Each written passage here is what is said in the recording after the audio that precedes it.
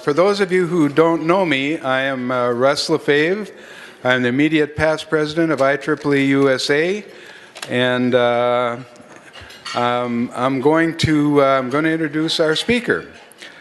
I want to start the afternoon session by saying it's an honor and a privilege for me to introduce our keynote speaker, Mr. James Woolsey. Mr. Woolsey is a venture partner with Vantage Point in Silicon Valley. They specialize in venture capital investments in renewable energy. He is also the Annenberg Distinguished Visiting Fellow this year at Stanford University's Hoover Institution. Mr. Woolsey is also one of the founders of the Set America Free Coalition, which brings together prominent individuals and nonprofit organizations concerned with the security and economic implications of America's growing dependence on foreign oil. Mr. Woolsey practiced law in Washington, D.C. for 22 years as a civil litigator and was partner for 6 years in a consulting firm, Booz Allen Hamilton, specializing in renewable energy and energy security. He has held presidential appointments in the field of national security in 2 Democratic and 2 Republican administrations. One of his most important roles was as Director of Central Intelligence from 1993 to 1995. He has been an early and persistent advocate of shifting away from petroleum-based transportation fuel, especially shifting to electricity produced cleanly and to improving the security of our energy systems. On a personal note, I have heard Mr. Woolsey speak on this topic twice. His insights are perhaps the most important that you could possibly get for the United States, and it is indeed an honor for me to welcome the Honorable James Woolsey to be our speaker.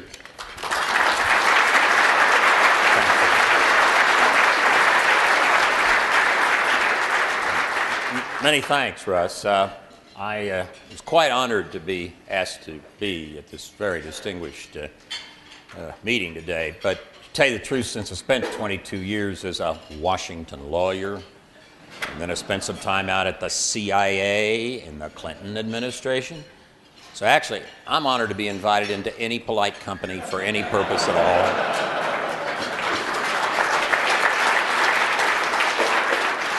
I sometimes get asked why I kept leaving a perfectly fine law practice over the years to keep coming and going from the federal government. And some of you here have worked for, or certainly with, the federal government. You know why people work for the government and do the government gig. It's because of the public appreciation. I had a pretty good example of that when I'd been out at the CIA about 8 months. I was came up time for my wife's and my 30th reunion. We were classmates at Stanford. We decided, well, you know, been working really hard. I'll cash in some old frequent flyer miles. We'll take 3 or 4 days off here in this 24/7 job, and we'll fly out, see a bunch of classmates, old friends, go to the homecoming game, take it easy for 3 or 4 days. First thing that happened is my chief of security at the CIA said, actually, Mr. Director, we want Mrs. Woolsey to go on a different flight. We can't have anybody named Woolsey on the flight. I said, but my name's Woolsey. And he said, oh, no, sir, you need to fly an alias. And, of course, my first thought was, uh-oh, there go the frequent flyer miles.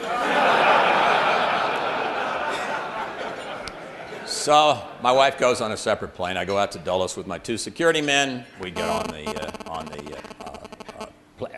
plane. Is that BlackBerry causing a problem? It may be. I saw puzzled looks on the faces of it. There we go. We go out to the airport, and we get on the plane. As we're headed back to the back row of coach, those 3 seats right in front of the bulkhead where you can't even lean back, I'm wedged in between these 2 big guys, where they stop by the cockpit and show the flight attendant, chief flight attendant, the pilot, that they're carrying weapons, that they're authorized to by the federal government. We sit down. I'm jammed in between these guys. fly to California. After 5.5 hours sitting like this, we're walking down the jetway, and the flight attendant comes over and whispers something to one of my security men, and he just cracks up. And since he was a big, sort of stolid guy, I was sort of surprised. I said, "Murph, what's so funny?" He said, "You know what she said?" She said, "You know, I've been on these flights for 20 years, and that's the politest and best behaved prisoner that we've ever had."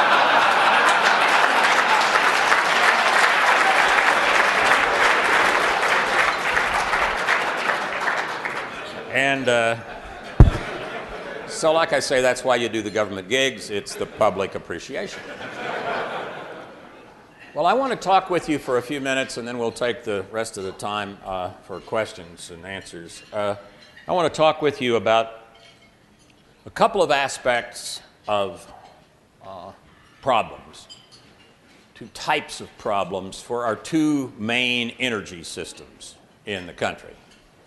By our two main energy systems, I mean, of course, electricity generation is one, the other being transportation. Certainly there are other energy systems. Those are the two I'm going to focus on. One, electricity is multiple sources, 51% coal, but others as well, nuclear, wind, natural gas, hydro. Transportation, however, is 97% petroleum. Petroleum has essentially an absolute monopoly on transportation for all practical purposes. And of course, OPEC has something very close to a monopoly on petroleum. So we have these two systems, and each one has a couple of types of problems that it has to face. One of my colleagues at Booz Allen used to call these malignant and malevolent problems, and I think she had a very good handle on them. A malignant problem is a problem nobody's trying to create.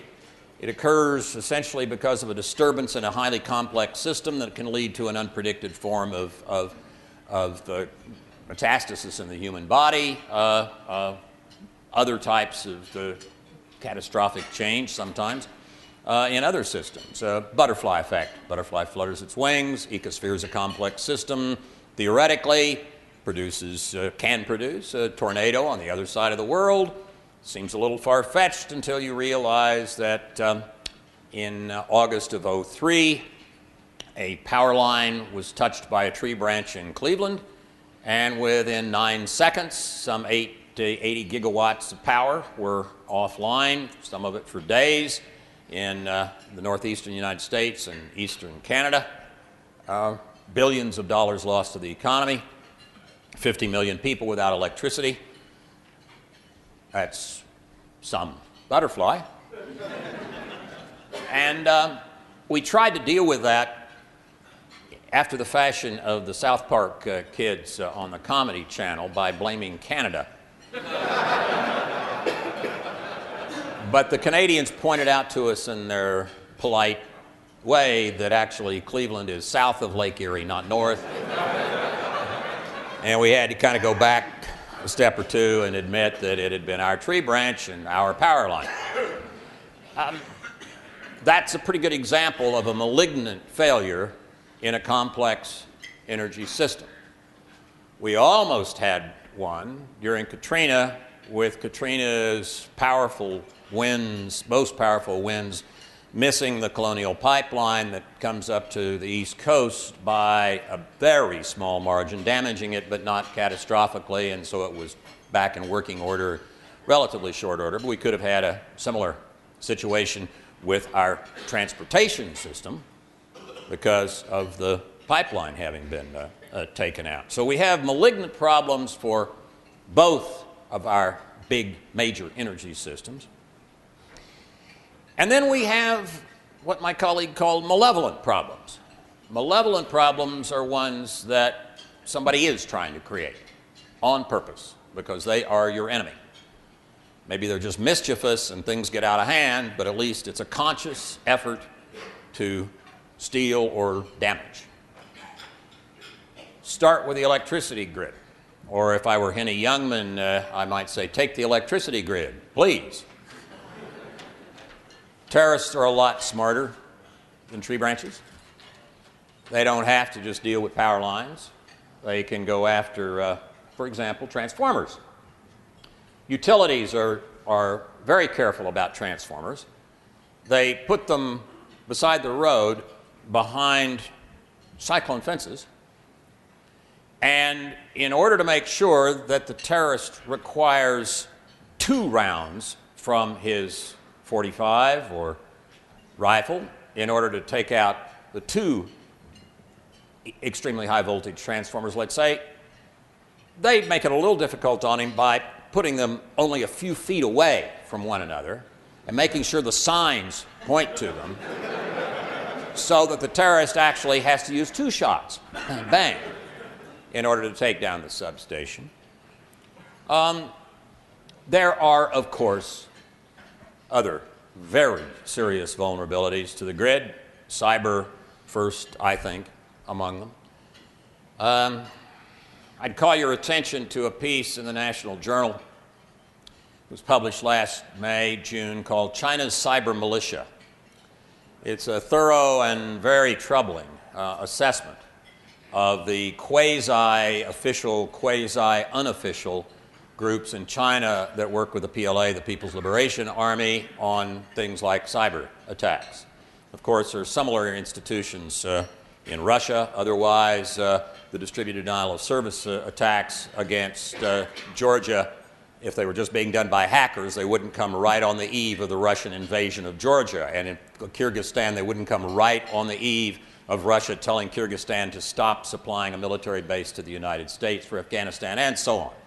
So we have, at least in China and Russia, and I'm afraid perhaps in some other parts of the world and some terrorist groups, growing sophistication and ability to use cyber attacks to very dangerous degrees.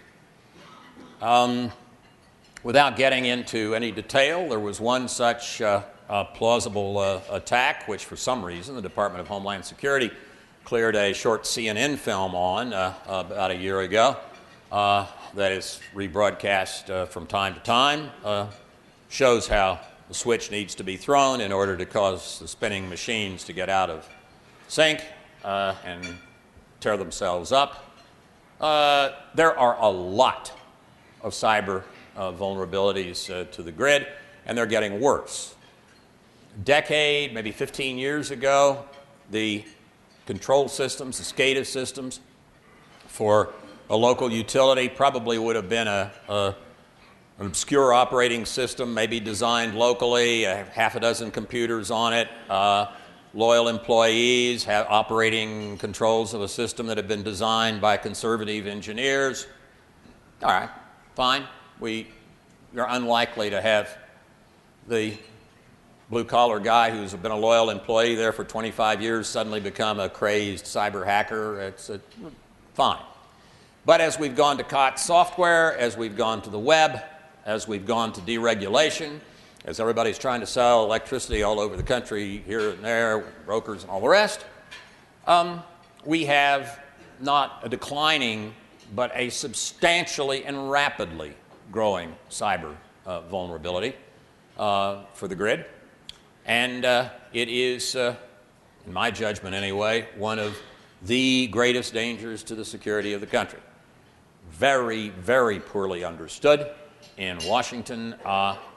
Very, very few people have the expertise to deal with it, and some of those are so appalled by the problem they tend to stick their heads in the sand. Actually, I think people in Washington probably put their heads in the sand a lot more than the real ostriches do. I have sometimes called the grid in its current configuration, particularly with its SCADA systems, as ostrich designed, awesomely vulnerable dude, or an OFDAD grid. As we modernize the grid, as we make the grid smarter, as we make it more national in scope, as we spend tens to hundreds of billions of dollars on it, if we don't fix this problem first, we are worse than ostriches. Much worse. Because if portions of the grid even, let's not say the whole thing, let's just say important portions, are taken down intelligently by an intelligent enemy, we're not talking a few days and you get by with a generator and some diesel. We're talking the possibility of months to years. And we are not back in the 1970s pre-web. We are back in the 1870s pre-electricity. We need, as a nation, to focus on this, to limit some of the efforts by various institutions to not bother with it, not worry about it, put it on the back burner, get to it someday. It'd cost money. Let's not get into it. That's a rather common attitude in Washington with very difficult problems of this sort. But we need to remember that we have dealt with serious problems and serious needs to restructure things very quickly. Saying at lunch table here, in January of 1942, Franklin Roosevelt turned to Jimmy Burns and he said, Jimmy, I'm signing an executive order today, makes you effectively my deputy for mobilizing the economy for war. Anybody talks back to you, they talk back to me, get going. Within 6 months, Jimmy Burns had Detroit completely retooled, producing tanks, trucks, armored personnel carriers instead of cars. This country can do anything it wants to if it gets itself together. And this issue of the vulnerability of the grid to intentional, malevolent interference strikes me as something that ought to go right at the top of the list. But the electricity grid is at least here. If we wanted to fix it for North America, the fuel is virtually here. We don't have a security problem with what we use to power the grid. We import about 15% of our natural gas from Canada, but you know, we tried to conquer Canada twice in 1775 and 1812, and they whipped our bottoms both times.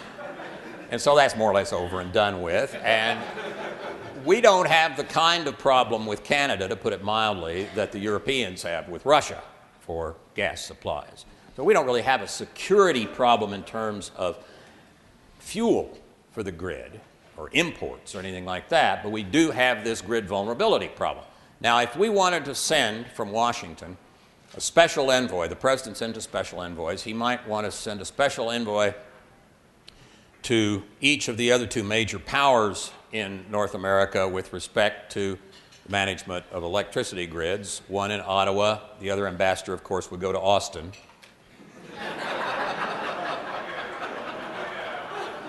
And then we would get Canada, 49 states, or 47, I guess, in North America, 47, and Texas together, and figure out how to do this. But the only people standing in our way are us here in North America.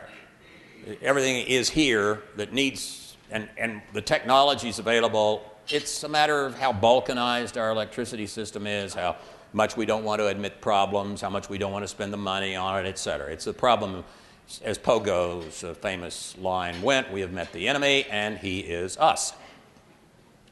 Oil, the fourth and final thing I want to talk about, is different.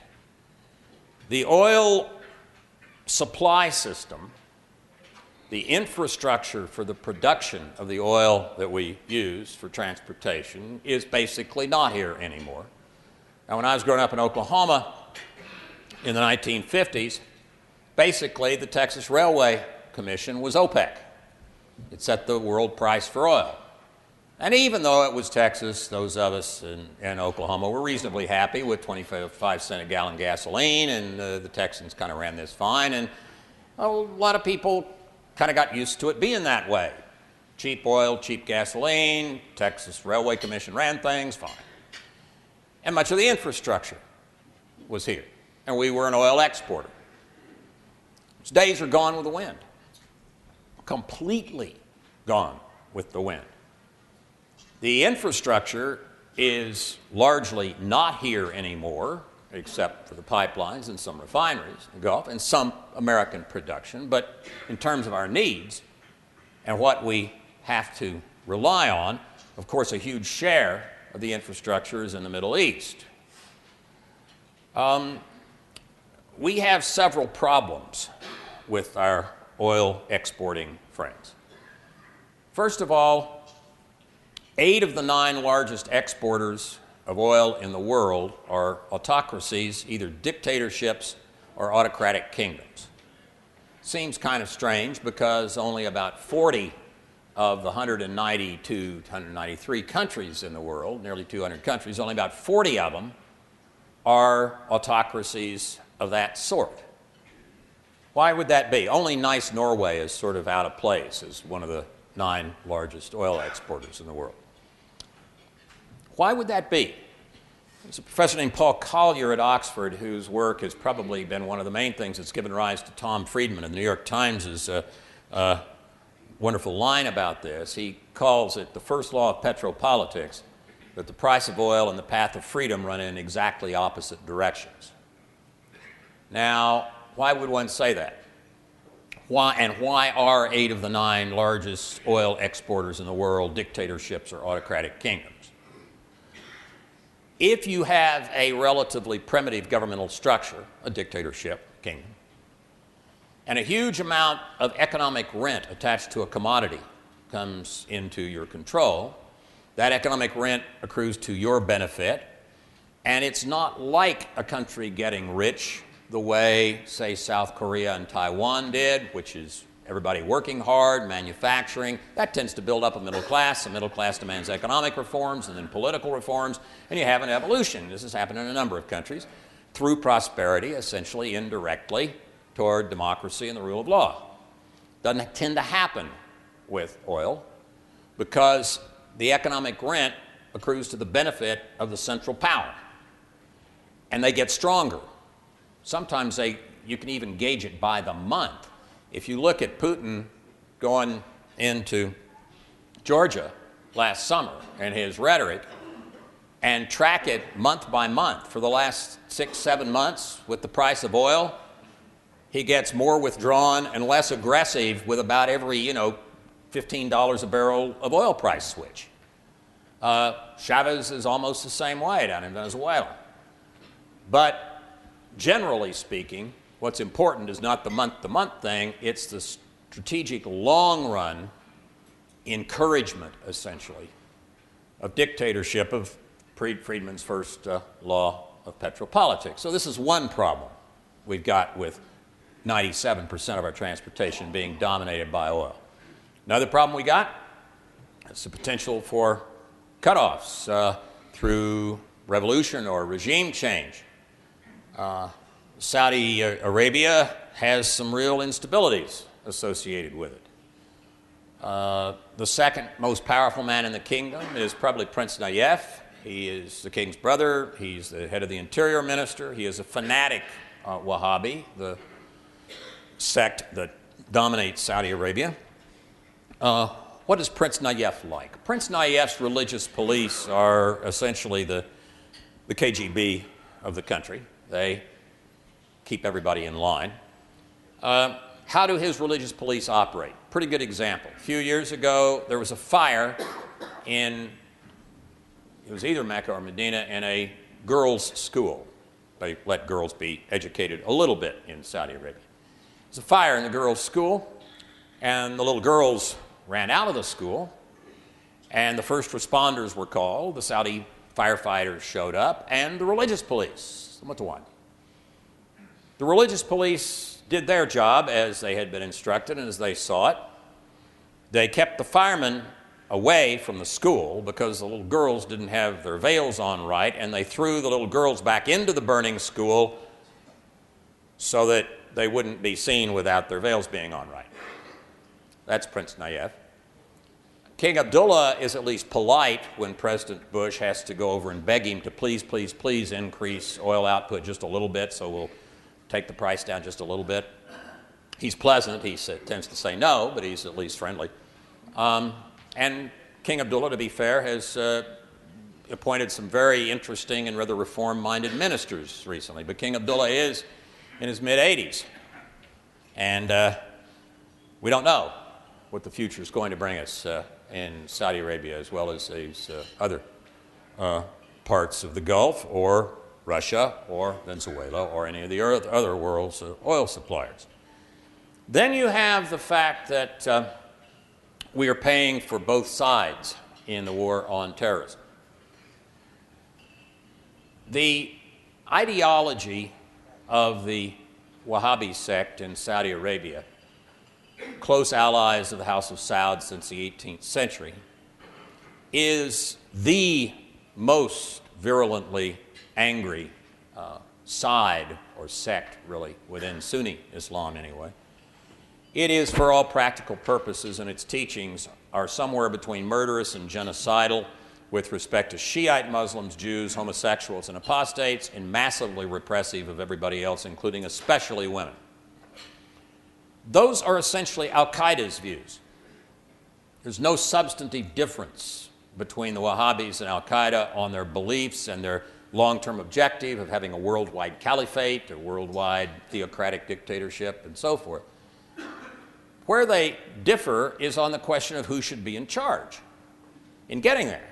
And they hate each other and they kill each other, just the way, in a somewhat parallel way, the Trotskyites and Stalinists within the world of Marxism-Leninism used to hate each other and kill each other back in the 20s and 30s, even though they agreed on where you were going, dictatorship of the proletariat worldwide, agreed on what you needed to get there, killed lots of bourgeoisie and farmers and so forth. What they disagreed about is who should be in charge of getting there. Same for al-Qaeda and the Wahhabis.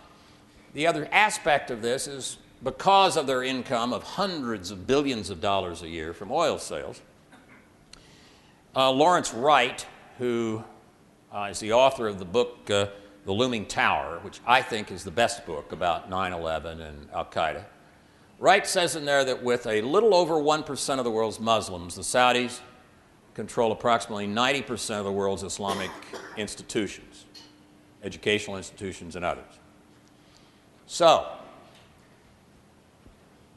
if you wonder why that madrasa in the West Bank with little Palestinian boys, or that madrasa in Lahore, Pakistan, is teaching these forms of hatred, it's because 90% chance it's Saudi-funded, Wahhabi-funded, and Wahhabi-guided.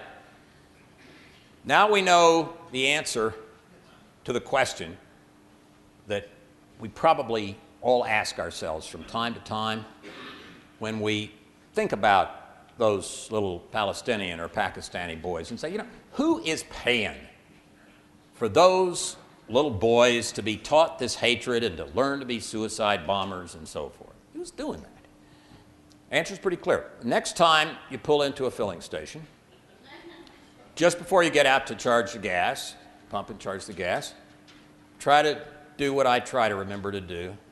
Turn the rear view mirror just a couple of inches so you're looking into your own eyes. Now you know who's paying for those little Palestinian and Pakistani boys to learn to be suicide bombers. It's another case of we've met the enemy and he's us. The possibility, of course, of attacks on the oil infrastructure and huge increases in the price of oil as a result thereof exists. Al-Qaeda's tried to pull those off twice, once in February of 2006, again in February of last year. They missed 2008 and 2009 for some reason, but they'll be back. They issue fatwas about how important it is to blow up the oil infrastructure and cause damage to the world economy. So you got that. There are, in short, a rather substantial number of reasons why oil is a handmaiden, essentially, in malevolent actions and potential malevolent actions against the West and democracies generally.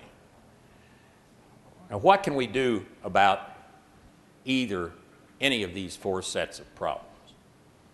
With respect to electricity, many of the same steps that we want to take in addition to improving its cyber defenses, and in addition to improving its security, its physical security of things like transformers, are also compatible with distributed generation, with moving toward renewables. And there is a chance here for those who are worried about terrorism and those who are worried about carbon going into the atmosphere and climate change to work together. Cogeneration is another example. A third of Denmark's electricity comes from using existing waste heat. Tiny percentage of American does. Why?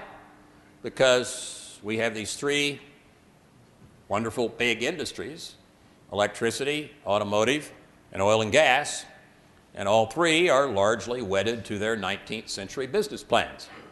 They're kind of doing what they were doing in the 1890s. And in electricity, it's building big central power plants, string transmission lines, string distribution lines, metering, selling. If population's going up or economy's going up, people may need more electricity, then build more power plants. Well, an amendment to that, which uses tools such as feed-in tariffs and encourages things like cogen and distributed generation, can help make the grid more resilient, as well as helping with the problem. I think it's a real one. We can talk about it in questions if you want. The problem of our contributing to the possibility of climate change by putting so much carbon into the atmosphere. On the transportation side, at least in my judgment, we really need to move to do the following to oil. In the 1890s, by the beginning of the 20th century still, salt was a strategic commodity. Salt had been a strategic commodity for thousands of years because mainly it was the only way to preserve meat, a hugely important part of the human food chain. And so it mattered whether you had, your country had salt mines. Countries went to war over salt mines. The biblical phrase, "You're the salt of the earth," means you're important, not that you're cheap. Salt was a very big deal. The coming of electricity grids and refrigeration changed that in a relatively short period of time. There's salt on the table here at lunch. Anybody know where it comes from? Morton salt right out here on our shoreline. Morton salt, where Morton gets it. Know what percentages are from foreign countries? What percentage from here? Are we salt independent? Does anybody give a damn? Of course you don't. Salt is boring. Salt is just a commodity that's bought and sold in international commerce, and there's some things it does well, and that's fine. But nobody goes to war over salt mines anymore. You don't lord it over your neighbor because you have salt mines and he doesn't. Those days ended shortly around the beginning of the 20th century. We need to do the same thing to oil. We need to make it boring. It's not that we will never use it. There are things oil is very good at. But this 97% monopoly of transportation, giving OPEC and the Russians and others a whip hand over the behavior of the world's democracies, has to end. The way I think to end it is kind of a dual flanking attack. The most important aspect of this is the electricity flank. Batteries used to be boring too. I guess Napoleon in 1800 presented an award to the first inventor of a battery. They were around for close to 2 centuries before anybody paid a lot of attention. Back 20, 30 years ago, were there bright young graduates of fine universities setting up battery companies? No. I mean, a lead-acid battery was a lead-acid battery was a lead-acid battery. We figured out how to not have to add water to it, and, you know, that's about it. That all began to change, in part because of these things. People don't want to plug them in more than once a day, in part because of other developments. But batteries keep getting better. New chemistries being used, lithium-ion, changing different types of cathodes so you don't have the flash fire problem, flow batteries being used for storage at substantially lower costs than a lot of other technologies. We're starting to see the separation of electricity use from its production. So it's no longer, in the future, increasingly no longer a just-in-time system the way it is now. That makes it available for two things. One is transportation with the right kind of batteries, and the other is it can serve a supportive function to renewables, because today, of course, since the sun's in the daytime but not at night, wind tends to be at night and sporadic, but not in the middle of the day when you need peaking power. So you've got to firm things by having natural gas plants nearby, whatever.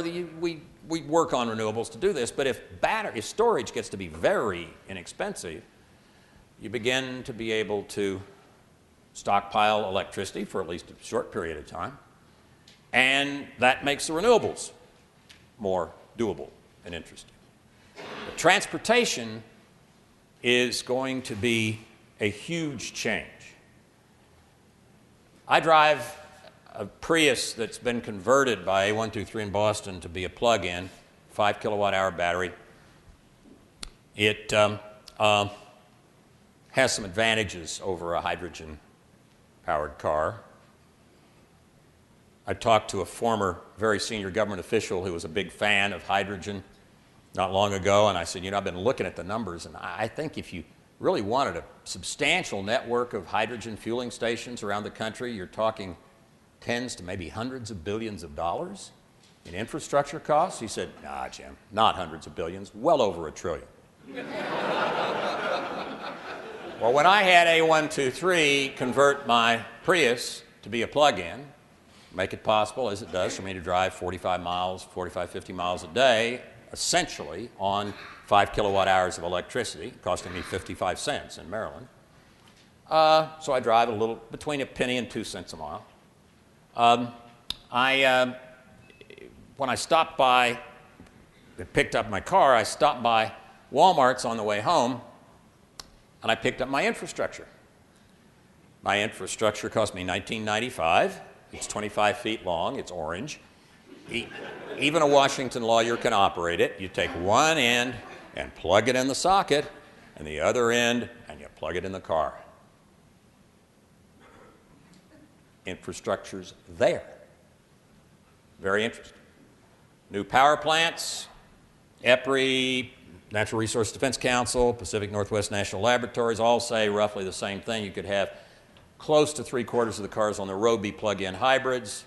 And if you do time-of-day pricing so that you encourage the fueling at night, you could end up with those 3/4 being plug-ins before you need a single new power plant. And on average, 20%, maybe 30% cleaner than the grid, even though the grid's 51% coal. And if you're in a clean grid state like, say, California, 80, 90% cleaner from a global warming gas point of view. And as the grid cleans up, the cars clean up. So one has some opportunities here on cost grounds, on security grounds, assuming we can get the grid so it's not vulnerable, on security grounds and on carbon grounds, of, I think, being rather enthusiastic about the possibility of our moving toward electrified, short haul anyway, vehicle transportation. Can we do this overnight? Of course not. You can't do anything overnight, but we could go a lot faster if we want to. The average automobile stays in the American fleet being sold and resold and so forth for 17 years. If you go to Japan, all the cars look new. The reason is all the cars are new. The reason they're new is the Japanese have a set of policies having to do with your registration costs and so forth, which get those cars out of the system and, if they're still usable, shipped off usually to South Asia or someplace but the Japanese fleet is rapidly modernized because of policy. Can we be as smart as the Japanese on this? Send the same delegate who's going to Austin and to Ottawa, send him over to Japan and have him take some notes. It's not that hard to do. We're doing cash for clunkers now in some places and starting to see people very enthusiastic about getting a few $1,000s and having their clunker scrapped and then getting a tax credit to buy something new, and something new, if we can make it affordably. Electricity has some real advantages. The other side, I think, is renewable fuels from biomass and waste, maybe algae, different types of processes that don't compete particularly with food growing. That's coming to be more and more doable. Why do you need liquid fuels if you're going to electricity? Because if you're going to go all electric, your battery has to be pretty big and pretty expensive. But with my 5 kilowatt hour battery, I can go 45 miles or so a day using about a pint of gasoline. And what that does is comport with a utilization of electric vehicles that recognizes that 3/4 of the cars in the U.S. go less than 40 miles a day. So on any given day, 3 out of 4 plug-ins of the sort I have are essentially all electric cars. But if you need to take a long trip, sick Aunt Agatha across the Mojave Desert, and you don't have a long enough extension cord, then all you really need to do is you've got liquid fuel in the tank. If you make that liquid fuel ethanol, methanol, biobutanol, whatever, made from waste, all sorts of these things are starting to happen. Then when you're driving on liquid fuel, you're driving on something other than petroleum products. I was making remarks like this a few months ago in Washington, and I said, my Prius, when it's just a regular Prius, gets about 45 miles a gallon, but when it's driving on its battery, it gets well over 150 miles a gallon.